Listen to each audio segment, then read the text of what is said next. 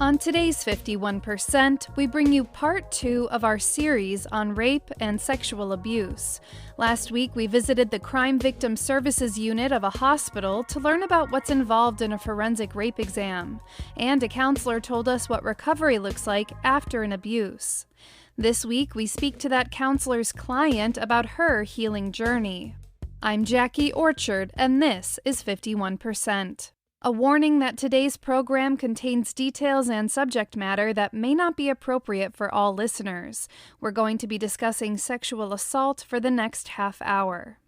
31-year-old Jennifer McDade grew up in Averill Park, New York. She loves gardening, meditation, and music.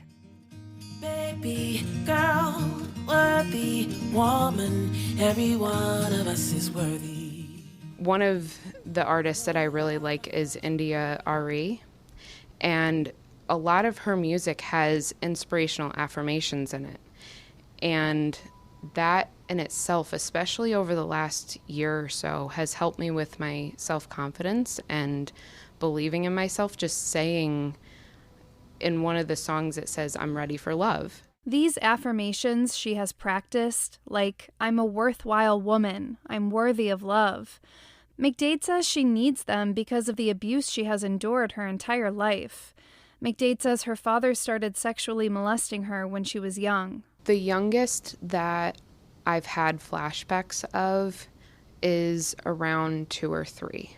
Aside from the graphic flashbacks she endures, McDade says the abuse has left her with a wide range of trust issues to work through. I was molested by someone that I should have been able to trust. McDade says memories of being molested come back to her in bits and pieces, but trauma later in life brought back even more memories. McDade's counselor at the Crime Victim Services Unit at St. Peter's Health Partners, Amelia Alson, says early childhood trauma and abuse is often repressed until an event triggers flashbacks and the memories come flooding back. So if you think how hard it must be for a child to work on repressing something over and over, not thinking about it, pretending it didn't happen, repress, to the point where now there's like, your brain is taken over psychologically and now it's suppressed. So you don't have to work at it, now it's just automatically put down.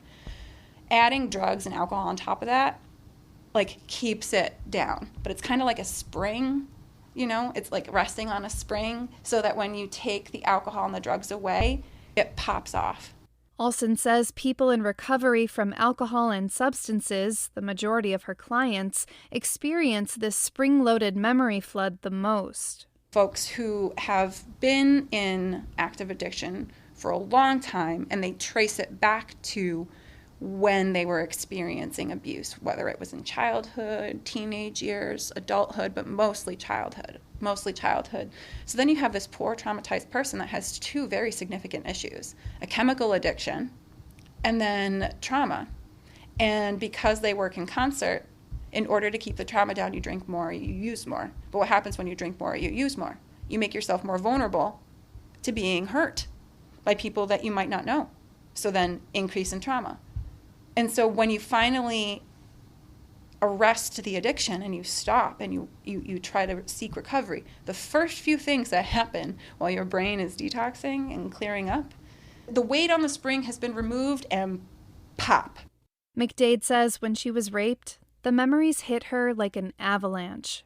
She says when she was raped in Texas, she was 21. It was actually somebody that I had met while I was out drinking, and I didn't really know them, and they had drugs that I wanted. And at first it was consensual, and then it got to a point where I started to feel scared.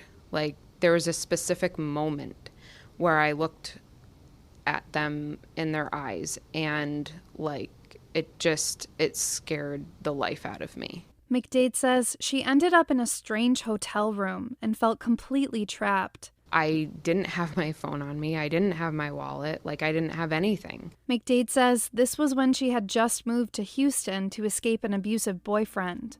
There was just that look in his eye, and it was really scary. Like, it looked like he wanted to kill me. And he said he was going to take me home. He did not take me home. he took me to a hotel room, and that's where he raped me. And I clearly was saying no, and he did not listen.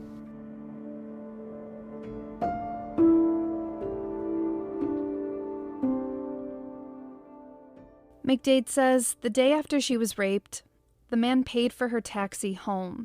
She knew that day that she would tell her mom about her father molesting her, but she says she was still in shock. I ended up taking a shower, and I ended up falling asleep, and I cried. Like, I just didn't know what to do with myself. And I called her, and like, calling her, I was so terrified. McDade says she wasn't scared her mother wouldn't believe her. They were close. She would. But she was worried about what her mother would say to her father, because he could be so violent. McDade says even then, she was worried about protecting her mom. He would throw stuff. Like, when he was angry, like, he would either throw it at you or, like, almost missing you to scare you. When I did call her, like, of course she was mad. Of course she was upset. Like, I'm her baby girl. Like, she did everything she could to protect us from, like, him and anybody else that would try and hurt us. Like, she never would have thought that, like, he would be the one to do something like that. McDade says she even remembers her mom telling her as a kid, if anyone tries to hurt you, you'll tell me, right?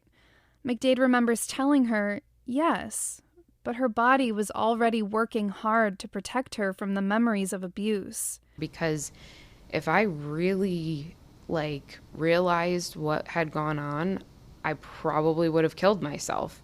I mean, I did try. McDade says going through that sort of abuse at such a young age left her vulnerable to being abused more and more in her life. As a teenager, I got into relationships, and they were unhealthy. McDade says she dated boys who were typically older than her and physically and emotionally abusive. I would be able to see this potential in them and think that they can change. Like, I can help them change, and that they will change. McDade says she faced constant insults from her father at home, mixed with him casually groping her. Even as a teenager, he would sexually harass me and act like it was totally fine. He would, like, slap my butt when I would do dishes in the kitchen, or, like, I'd be doing stuff like cleaning around the house and stuff. And, like, my mom even told him multiple times that, like, that's not okay. Like, you shouldn't be doing that. And he didn't really listen.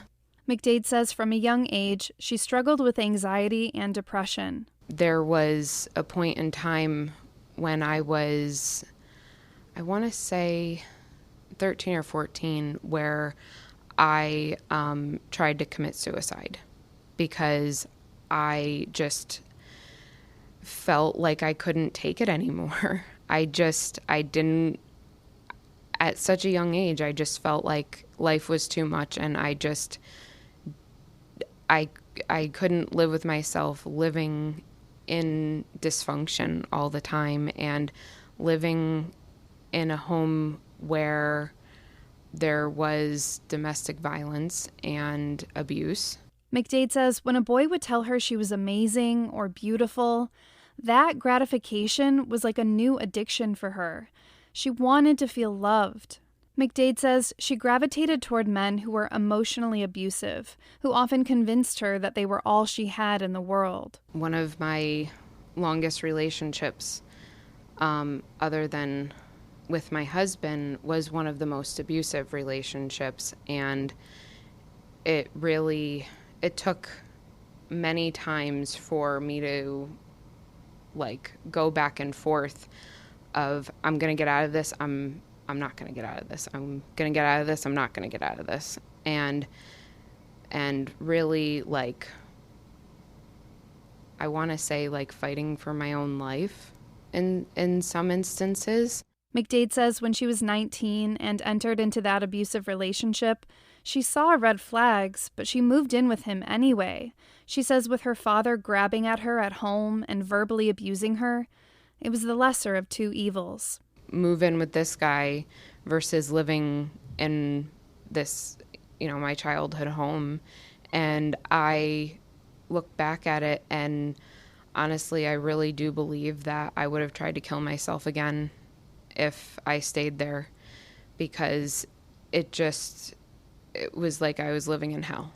McDade says when she looks back on the boys she dated as a teenager, she always thinks of Little Red Riding Hood. Like the wolf in sheep's clothing.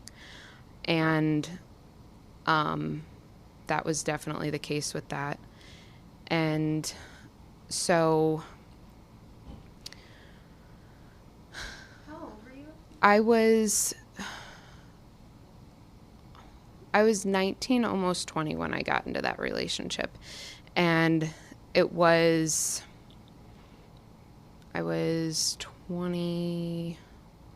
21 or so, when I, started to really want to get out of it.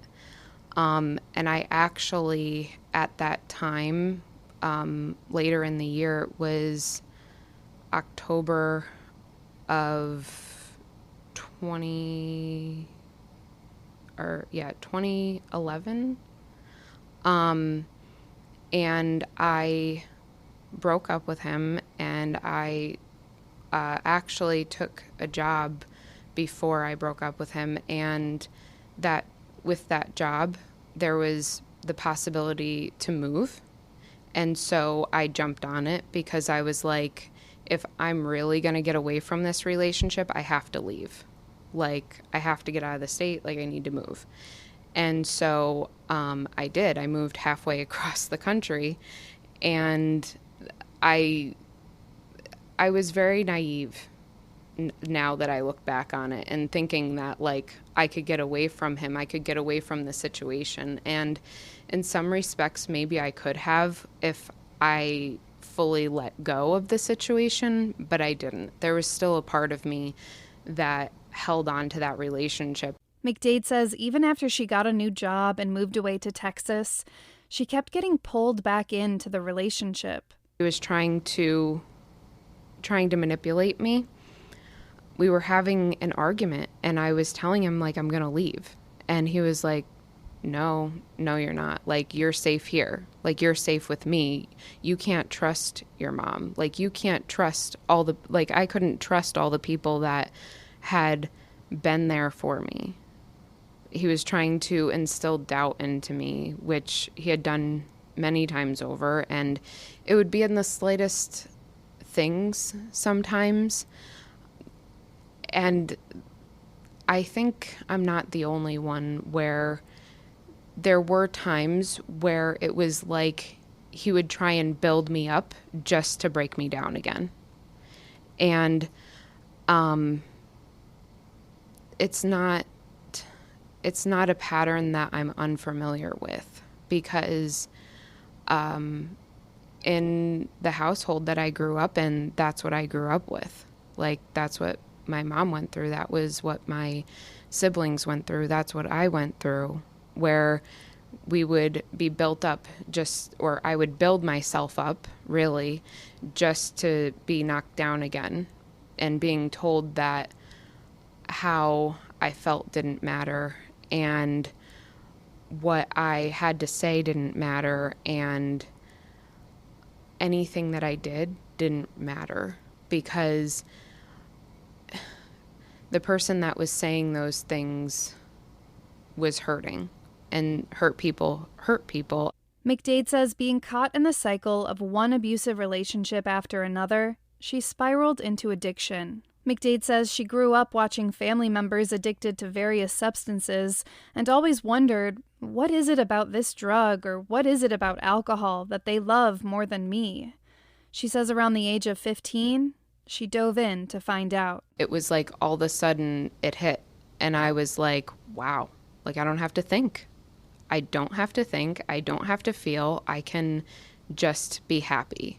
And for the rest of my life, I have been chasing. I had been chasing that. Like my whole addiction, I had been chasing that feeling of not having to think about what you think or who anyone else around me thinks or feels. Because for me, I'm a highly sensitive person. And so, being empathic, it's a lot. And so I thought, like, well, if I could have this forever, like, this would be amazing if I didn't have to think, period. If I didn't have to feel, period. If I just could, like, have everything be good all the time. At her 1-year sober mark, McDade was talking with someone in her addiction recovery program and found Crime Victim Services. McDade says the biggest thing therapy has helped her to realize is that she has a choice. I can decide to, do the right thing and stay on course with my recovery, or I could let a flashback or an emotion drive me to using again if I allow it. And recognizing the fact that, like, there is a choice and that I don't have to allow a drug or a person to prevent me from me loving me. Like, that has been instrumental as well, learning that through here and recovery. If I had not learned that I had a choice, I don't know where I would be, to be honest, because I lived my life feeling for so long that I didn't have a choice. That was how I was made to feel, like, through the way that I was treated by my father, by the way that I was treated by ex-boyfriends, by the way I even treated myself at times because of being in the throes of addiction and not feeling like I was worthy enough to do anything different. Like, that became my therapy. And I had done therapy too before getting into addiction. And it just goes to show how cunning, baffling, and insidious it really is. McDade, now 31, hasn't spoken to her father in over 10 years. And he has still tried to contact me to this day. Like, and I've had to really protect myself because of it. Because he's the type of person that is relentless and will verbally try and tear you down. McDade says her father denies ever molesting her. She called the cops in 2013 when she was 23. Going to therapy really helped me. And it helped me understand, like, he's not, like, I just found this, like, fire in me to be like, no, he's, like, I'm not going to let you do this to me anymore. Like, there's no way. Like, even if he would be emotionally abusive or mentally abusive, I would stand up for myself and not allow him to treat me like that. And I would say to him, like, you're not going to treat me like that. You're not going to think that it's okay for you to treat me like that. I don't care if you're my father or whoever you are. Like, that's not okay. Through therapy, McDade says she has finally learned to stop blaming herself for what has happened to her. As much as I try to, like, say, well, oh, I could have done this, or maybe if I had just done that, like, even when I was raped, thinking, like, oh, I could have done this differently, or, oh, I could have fought harder. But, like, I couldn't have. I was in complete shock. I couldn't even think straight. And when I was molested and thinking back to that, like, it was the same thing. Counselors say one of the most common reasons women don't fight back when they're being raped or molested is that they're scared of the rapist growing more violent if they resist. McDade says this was true for her when her father was molesting her. I mean, there were certain flashbacks that I've had where I did fight and I did tell him no, and he didn't listen. And one of the times for the flashbacks that I had, he had hit me. And he slapped me across my face. McDade has 2 younger brothers. She says she often thinks back to her younger self, wishing she could protect her, especially when she was 6, when she remembers her father hitting her for resisting his advances. Like my inner child, like my little self went through that, and wanting to have kids of my own and like thinking about that, like, I couldn't imagine. And like there's a part of me that's just like so proud of myself for like saying no and like knowing that it was wrong the whole time, but being afraid to say something. And like there was even a point in time where I thought that if it was only me, then at least he wasn't hurting like my siblings and he wasn't hurting my mom. McDade says finding a 12-step program was a game changer. When I was 13, 14, I prayed like the hardest I could have probably ever prayed. And I asked God, like, can you please, like, help me? Like, help me find a place where, like, people understand me and, like, I understand them and, like, they're gonna, like, love me regardless and for who I am. And know that, like, regardless of what I went through that and who I am, that they're not going to judge me. And for me, that's a 12-step program. And for this program, with my therapist. On a recommendation from someone in the 12-step program, McDade found the Crime Victim Services Unit and started counseling with Alson. The PTSD that I have and had, like, my symptoms were, like, so unmanageable. I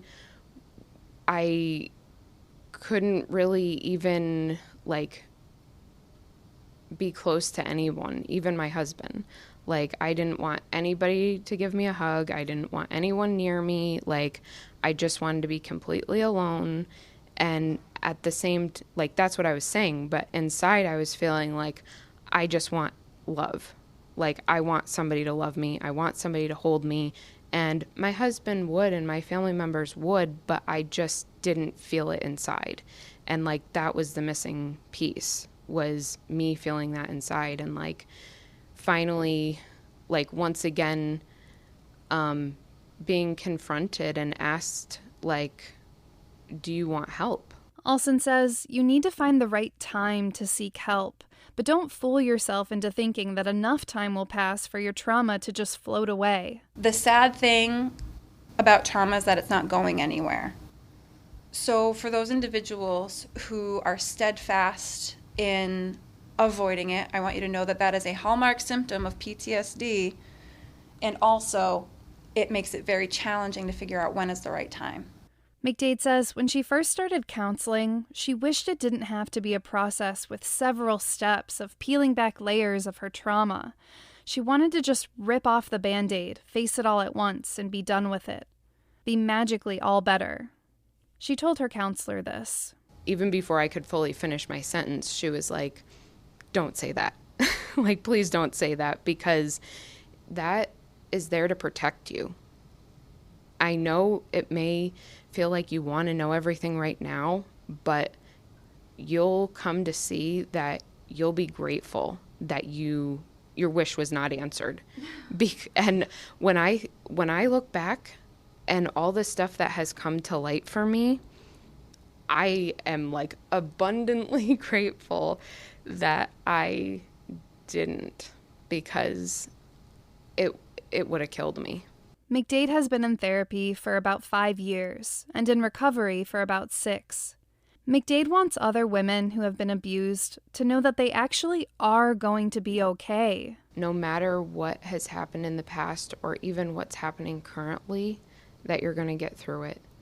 And it may feel really hard right now and it may feel really scary, but listening to your gut, listening to your intuition, and letting that guide you, it'll never steer you wrong. Like, that's one of the other major things that I've learned is learning how to trust myself again, or just trust myself, period. And that, again, even though it feels scary, that doing it a step at a time and knowing that no matter what comes, you can handle it. McDade says it probably feels like you are, but you're not alone. This last year, I've really felt probably the best that I've ever felt, and I contribute that to the programs that I'm a part of, whether that be here or in a 12-step program, and being able to write down, in working the steps and journaling and seeing the strength that I actually have, and it's not just like you or someone else saying it to me, that I actually am strong and I'm actually understanding it, and it's not just someone saying it. But when she forgets, McDade has her affirmations. I am everything that God made me to be. Exactly in this moment. I am perfectly imperfect in this moment, and that's okay.